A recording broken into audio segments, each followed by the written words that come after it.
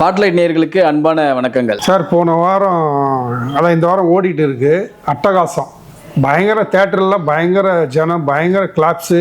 அதை பற்றி எப்படி சார், எப்படி வரவேற்பு இருக்குது? அதாவது சார் ஒரு ரீலீஸ் படம் என்பது பார்த்தீங்கன்னா ஒரு முதல் 3 நாள் தான் ஓடும், பெருசாக ஓடும். அடுத்தது பார்த்தீங்கன்னா எங்கேயாச்சும் ஒரு ஷோ 2 ஷோ ஓடும், அதிகபட்சம் அவ்வளோதான்.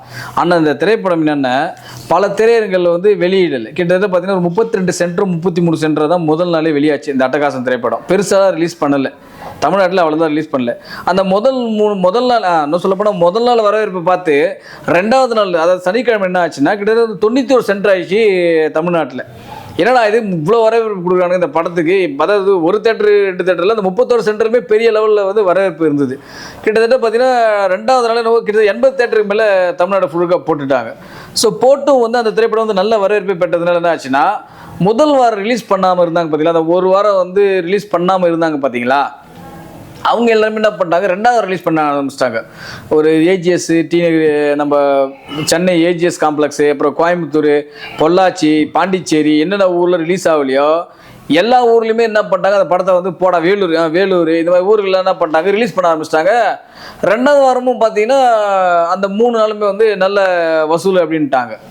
என்னங்க இது ஒரு படம் வந்து ஒரு ரீலீஸ் படம் ஒரு 3 நாள் ஓடுறது, ஒரு நாள் ஓடுறதே பெரிய விஷயம். ஏன்னா இங்கே பல திரைப்படம் வந்து ஷோவே இல்லாமல் முதல் நாள் கூட போடல, முதல் நாளே வீட்டுக்கு அமிச்சிட்டாங்க. எப்பா சாமி உன் படத்துக்கு கூட்டமே வரல, நீ கிளம்பு பாடின்ட்டு சொல்லிட்டு முதல் நாளே திருப்பி அமிச்ச படத்தோட போட்டியில் இங்கே நிறைய படம் இருக்குது. ரீசெண்டாக கூட நிறைய படங்கள் சொல்லலாம். ஆனால் இந்த படம் பார்த்தீங்கன்னா முதல் வாரம் முதல் நாள் ஃபுல்லானால 2வது நாள் அதிக கட்படுத்தினாங்க காட்சிகளையும் தேட்டர்களையும்.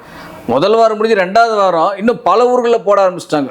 இதெல்லாம் பாருங்கள், இதெல்லாம் வந்து நிச்சயமாக வந்து ஒரு தமிழ் சினிமாவில் ஒரு அபூர்வமான விஷயம் தான். ரீலீஸ் படத்தெல்லாம் வந்து செகண்ட் வீக் எக்ஸ்டெண்ட் பண்ணுறாங்கன்னா இது எவ்வளோ பெரிய ஆச்சரியமான ஒரு விஷயமா இருக்குன்னு நீங்கள் யோசிச்சு பாருங்கள். ஸோ அந்த வகையில் பார்க்கும்போது வந்து அட்டகாசம் திரைப்படம் வந்து உண்மையிலே நல்ல வரவேற்பை பெற்றிருக்கு அப்படின்னு தான் சொல்லணும்.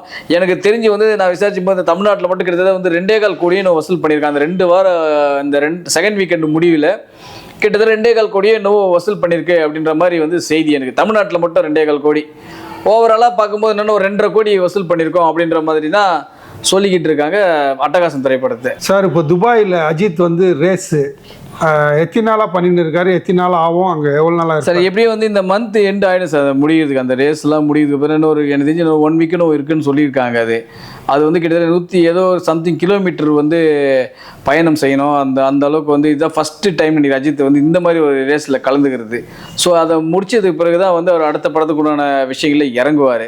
ஸோ நீங்களே பார்த்துருப்பீங்க, கிட்டத்தட்ட பார்த்தா இப்போ ஆயிரக்கணக்கான ரசிகர்கள் வந்து லைனில் நின்று அஜித் கூட ஃபோட்டோ ஷூட்லாம் எடுத்துகிட்டு போயிருக்காங்க. ஸோ என்னென்ன அது எல்லாருக்குமே வந்து பொறுமையாக ஒரு ஃபோட்டோ ஷூட்லாம் கொடுத்துருக்காரு. ஸோ வந்து வெக்ஸ் ஆகலை, வெறுப்படையில், கோவப்படலை, கத்தலை, ரொம்ப எதுவுமே பண்ணல. எல்லாருக்குமே வந்து கோஆப்ரேட் பண்ணுங்கள், நானும் உங்களுக்கு கோஆப்ரேட் பண்ணுறேன் சொல்லி எல்லாருக்குமே லைனில் நிற்க வச்சு எல்லாருக்குமே ஃபோட்டோ ஷூட்லாம் கொடுத்துருக்காரு. ஸோ இந்த ரேஸ் முடிஞ்சு வந்ததுக்கப்புறம் தான் எனக்கு தெரிஞ்சு வந்து பிப்ரவரி மிட்டில் வந்து அடுத்த படம் வந்து ஸ்டார்ட் ஆக போகுது. அந்த படம் அடுத்த வருடம் தீபாவளிக்கு ரிலீஸ் ஆகும் அப்படின்ற மாதிரி தான் சொல்லிட்டு இருக்காங்க. நிச்சயமாக அதான் நடக்க போகுது. நீங்கள் வேணா பாருங்கள். அடுத்த படம் அஜித் படம் வந்து விஜய் டைரக்ட் பண்ணுற மாதிரி எதை சொல்கிறோம்? இல்லை சார், அதெல்லாம் கிடையாது சார். அடுத்த படம் வந்து அவர் இயக்க போகுது வந்து இதே ஆதிக் ரவிச்சந்திரன் அவர்கள் தான். தயாரிப்பாளர் வந்து ரோமியோ பிக்சர்ஸ் ராகுல். தமிழ்நாட்டில் குட் பேட் அக்லி திரைப்படத்தை வெளியிட்டு அவர் தான் அந்த படத்தை தயாரிக்க போகிறாரு. ஆனால் வந்து பல பேர் வந்து தயாரிப்பாளர்கள் இல்லை, அஜித்துக்கு வந்து அவ்வளோ சம்பளம் கொடுத்து கஷ்டம் அப்படிலாம் சொல்லிட்டு இருக்காங்க. அதெல்லாம் ஒன்றும் இல்லை.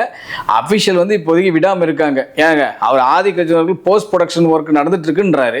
போஸ்ட் ப்ரொடக்ஷன் நடந்துட்டு இருக்குன்னா என்ன அர்த்தம்? ப்ரொடியூசர் இல்லாமலே ஒரு போஸ்ட் ப்ரொடக்ஷன் ஒர்க் நடக்கும் ஒரு படத்துக்கு. நீங்கள் யோசிச்சு பாருங்க. சும்மா இவனுக்கு வந்து கதை வச்சுக்கிட்டு இருப்பாங்க உட்காந்துக்கிட்டு. சார் ஒரு படம் வீடை கட்டினா உங்கள் வீட்டோட செலவு எவ்வளோ ஆச்சுன்னு யாருக்கு சார் தெரியும்? உங்களுக்கு தானே தெரியும். நீங்கள் இவ்வளோ செலவு நான் வீடை கட்டிட்டு எவனோ மொத்த யூடியூப்ல உட்காந்து பேசுகிறதா உன் வீடு. அப்போ அவர் வந்து சண்முகம் வந்து இந்த வீடை வந்து கிட்ட 24 லட்சத்தை கட்டியிருக்காருன்னு அவன் சொல்கிறத நம்ப முடியும் நம்ம? ஸோ வீட்டோட சொந்தக்காரன் எவனோ அவன் சொல்கிறத நம்ம நம்ப முடியும், எவனோ ஒருத்த வந்து சொல்கிறத நம்ம நம்ப முடியும்? அந்த லட்சம் தான் இருக்குது.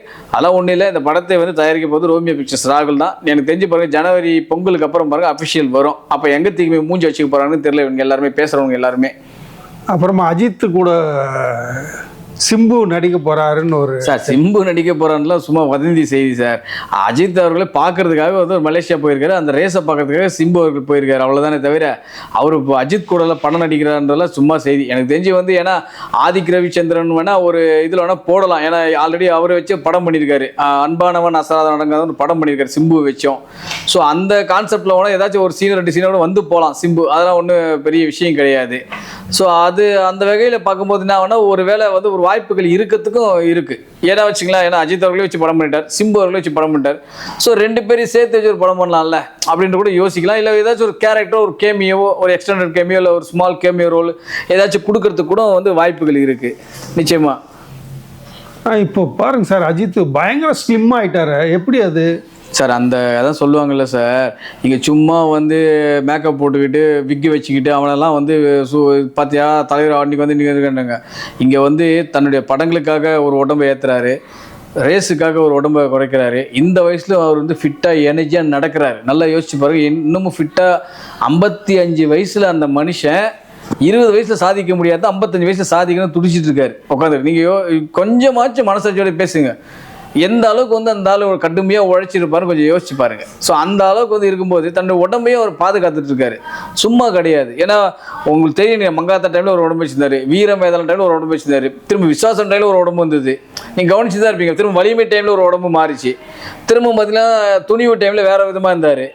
ஸோ இப்போ பாருங்க, ரீசெண்டாக வந்த குட் பேடில் 3 விதமான தோற்றங்கள் இருந்தார். ஏன்னா ஆதிக் ரவிச்சந்திரன் தான் சொன்னார், நடுநடுவில் ரேஸுக்கு போன இடத்துல உடம்பை குறைச்சார் அவர், அதனால் அதை வச்சு நான் ஷூட் பண்ணேன், நிறைய ஷூட் பண்ண அப்படின்னாரு. உங்களுக்கு தெரியும் நினைக்கிறேன்.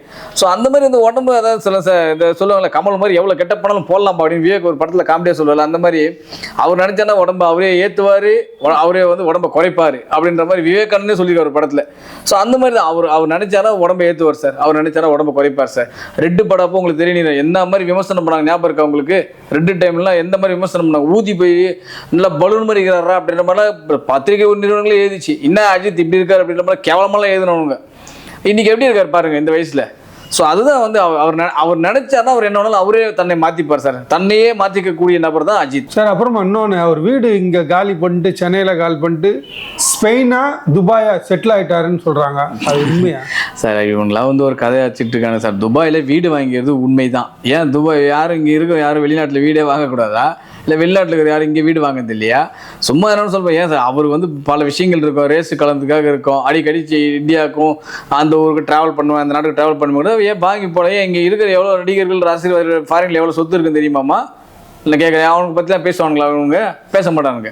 அவர் துபாயில் வீடு வாங்குறது ஏதோ உண்மை தான், அதெல்லாம் மாற்றத்துக்கு இல்லை. அவர் எந்த விஷயத்துக்காக கூட வாங்கிருக்கலாம் சார். அவர் சம்மருக்கு போய் தங்கிறதுக்கு கூட தான் வாங்கியிருக்கலாம். எவ்வளோ விஷயம் இருக்குல்ல. இவனுக்கு சும்மா வந்து சொல்லி பண்ண, அப்புறம் துபாய் நாட்டு சிட்டிசன் அவர், அங்கேருந்து இங்கே வந்து டூர் பக்கத்தில் இந்தியா வந்திருக்காருண்ணா. ஒன்று அவர் என்ன இருந்தாலும் இந்தியன் சிட்டிசனு, அவங்க ஃபேமிலி முழுக்க இந்தியன் சிட்டிசனு.